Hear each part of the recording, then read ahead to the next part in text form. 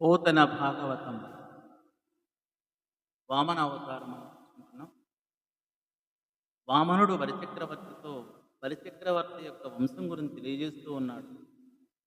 జననాదని మాట సత్యంబు సత్కీర్తి దంబు కులార్హంబు ధర్మయుతము కరుణానువర్తులు ఘనసత్వమూర్తులు కాని మీ కులమందు కలుగురులు రణభీరువులు వితరణ భీరువులు లేరు ప్రత్యర్థులర్థులు ప్రవ్వికొనిన దాన సౌండిమమున తనుపు దూరదికులై మీ తాతలందరూ మేటి మగలు మీ కులంబునందు మెరయు ప్రహ్లాదుండు మింటి చంద్రుమాటి మేలి రుచుల ప్రతిద కీర్తితోడ భవదీయ వసంబు నీరరాశి భంగి